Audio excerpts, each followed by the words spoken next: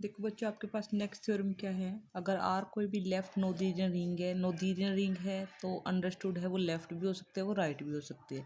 तो कंफ्यूज नहीं होना कि मैम नोट्स में तो नोथेरियन दे रखा है, लेफ्ट कहाँ से लिख दिया, ठीक है। देन द हमें ये प्रूव करके दिखाना है। Then the sum of nilpotent ideals in R के जितने भी नीलपोटेंट आइडियल्स हैं उनका सम जो होगा, सपोज करो आई के नीलपोटेंट आइडियल है I1 I2 I3, हमें नहीं पता वो काउंटिंग में कितने भी हो सकते हैं। मुझे ये प्रूव करके दिखाना है जो इन आइडियल्स का जो सम होगा ना वो भी क्या होगा, नीलपोटेंट आइडियल होगा। अब ये बताने की जरूरत नहीं है बार बार नीलपोटेंट आइडियल क्या होता है। कोई भी आइडियल वो नीलपोटेंट कब कहलाएगा, जब उसके लिए एक पॉजिटिव इंटीजर एग्जिस्ट करे सच दैट वो करने पर क्या आ जाए, वो जीरो आ जाए, ठीक है।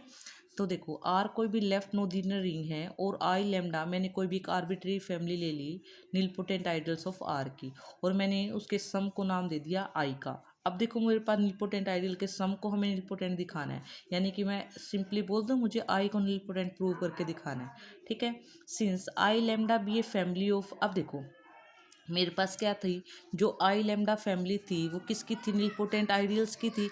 अगर नीलपोटेंट आइडियल है तो बच्चे वो आइडियल तो है ही ना। अब मुझे ये नहीं पता कि नीलपोटेंट आइडियल का सम हमारे पास नीलपोटेंट होता है कि नहीं, लेकिन मुझे ये पता है कि अगर ये नीलपोटेंट आइडियल हैं तो ये आइडियल भी हैं, और आइडियल का सम हम प्रूव कर चुके हैं कि आइडियल होता है। तो मैं ये बोल सकती हूँ हाँ, जो आई है वो नीलपोटेंट का तो मुझे नहीं पता, लेकिन आई क्या हमारे पास आइडियल है, बिकॉज आई क्या है हमारे पास आइडियल्स का सम है, इसलिए आई क्या हमारा आइडियल है।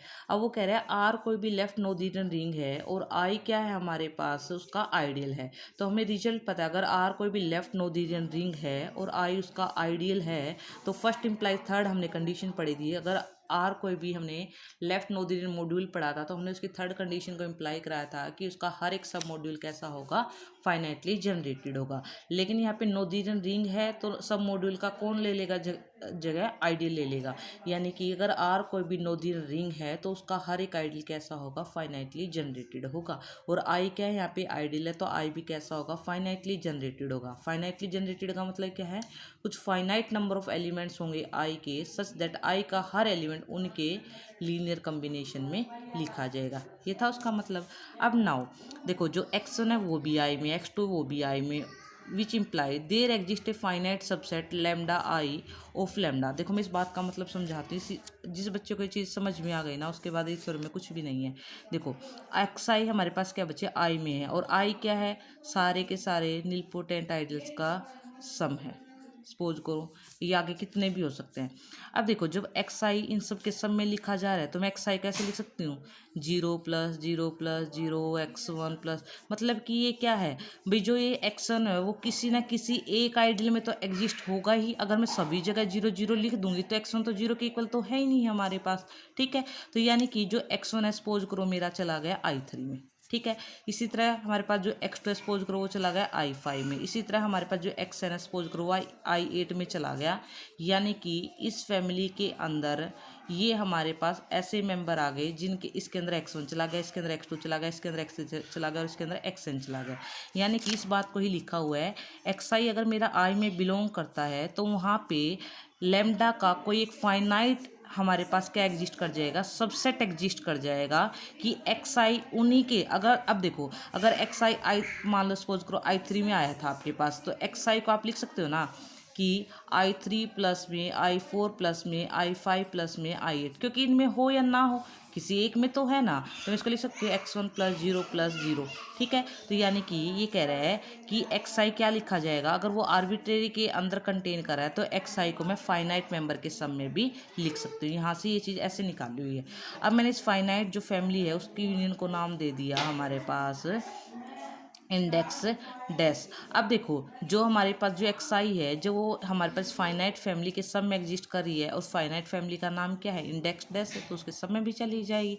अब देखो जो आई था वो हमारे पास इसके इंडेक्स है, यानी कि जो फाइनाइटली जनरेटेड था वो तो इसके इंडेक्स के सब में लिखा जा रहा है। लेकिन जो ये फैमिली है ये तो क्या है, फाइनाइट जो हमारी आर्बिट्ररी फैमिली थी उसके फाइनाइट सबसेट है, तो फाइनाइट सबसेट तो पूरी की पूरी आर्बिट्ररी फैमिली में होगा।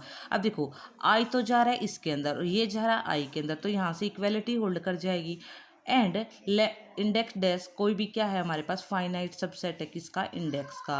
दस वी एज्यूम दैट, तो हमने ये एज्यूम कर लिया आई क्या है, जो फाइनाइट सबसेट किस सब में लिखा जा रहा है, तो हमारे पास जो आई है वो जो फाइनाइट सबसेट है वो किन किन का है, 1 का, 2 का, m का। जैसे मैंने 3 4 5 6 7 8 उठा लिया था, ऐसे उसने आर्बिट्री फैमिली में से कितने मेंबर उठा लिए, 1 2 m तक, ठीक है। एंड जिसमें से जो I1 है वो भी नीलपोटेंट है, I2 है वो भी नीलपोटेंट, और IM है वो भी नहीं, क्योंकि आपने ये नीलपोटेंट जो नीलपोटेंट आइडल था ना उनकी फैमिली ली थी। तो ये कह रहा है सम का हमें नहीं पता, लेकिन ये इंडिविजुअल सारे क्या है, नीलपोटेंट आइडल है।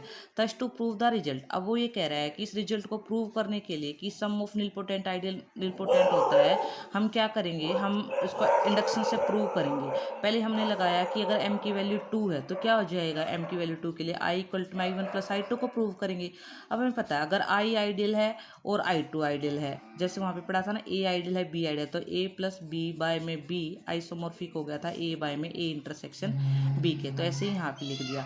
अब देखो जो I1 है वो नीलपोटेंट है, तो हमारे पास एक रिजल्ट होता है कि अगर मान लो कोई भी, अगर मैं कह दूँ a नीलपोटेंट है तो a बाय b भी नीलपोटेंट हो जाए, यानी उसका कोशेंट मॉड्यूल भी क्या हो जाता है, नीलपोटेंट हो जाता है। तो I1 नीलपोटेंट है तो ये पूरा का पूरा कोशेंट ग्रुप नीलपोटेंट हो गया। अगर ये नीलपोटेंट हो गया तो ये पूरा का पूरा भी क्या हो गया, नीलपोटेंट। बट इसके अंदर फिर से वही ये नीचे वाला नीलपोटेंट है, अब वो नीचे वाला नीलपोटेंट हो गया तो ऊपर वाला भी क्या हो जाएगा, नीलपोटेंट। क्योंकि हमने जब फर्स्ट यूनिट की पता सेकेंड यूनिट की थी फर्स्ट सेम के अंदर, तो उसके अंदर यही था कि अगर मान लो सब मॉड्यूल नोदी, अगर मान लो पूरा क्वेश्चन मॉड्यूल हमारे पास क्या है, नीलपोटेंट है, उसका सब मॉड्यूल नीलपोटेंट है, तो वो पूरा का पूरा मॉड्यूल भी नीलपोटेंट होता है। फिर हमने ये भी पढ़ा था अगर मॉड्यूल नीलपोटेंट तो उसका क्वेश्चन मॉड्यूल और सब मॉड्यूल नीलपोटेंट होते हैं। यहाँ पे तो मॉड्यूल की वजह से पूरा क्वेश्चन मॉड्यूल नीलपोटेंट हो गया, और इस क्वेश्चन मॉड्यूल इसका आइसोमॉर्फिक जिसकी वजह से ये नीलपोटेंट हो गया, और यहाँ पे इसका सब मॉड्यूल नीलपोटेंट है, तो इसकी वजह से जो ये है ना I1 प्लस I2 वो भी क्या हो गया हमारा, नीलपोटेंट। क्यों, क्योंकि पूरा क्वेश्चन मॉड्यूल नीलपोटेंट, नीचे वाला नीलपोटेंट, तो ये ऊपर वाला भी क्या हो गया, नीलपोटेंट। यानी कि आपके पास बच्चे क्या आ गया, I1 प्लस I2 क्या आ गया आपके पास, नीलपोटेंट आ गया। यानी m इक्वल टू 2 के लिए तो रिजल्ट होल्ड कर गया, और m-1 के लिए हमने एज्यूम कर लिया। एज्यूम क्या कि I1 प्लस I2 प्लस में IM-1 का सम क्या है, नीलपोटेंट है। अब देखो हमें पता है सम ऑफ नीलपोटेंट, अभी हम प्रूव करके m की वैल्यू 2 के लिए होल्ड करता है, यानी कि अगर मान लो n1 नीलपोटेंट n2 तो उनका सम भी नीलपोटेंट हो जाएगा। तो यहाँ पे हमारे पास दो सेट एग्जिस्ट कर गए, एक तो I1 से लेके IM-1 तक और एक IM, ये दो नीलपोटेंट है। और हमें पता है कि अभी m इक्वल टू 2 के लिए रिजल्ट होल्ड करता है कि ये अगर ये नीलपोटेंट ये नीलपोटेंट तो उनका सम भी नीलपोटेंट, तो ये पूरे के पूरे m के लिए क्या आ गया, नीलपोटेंट। इसका नाम क्या था, I, तो हमने I को क्या प्रूव कर दिया, नीलपोटेंट। ये हम प्रूव करना चाहते थे।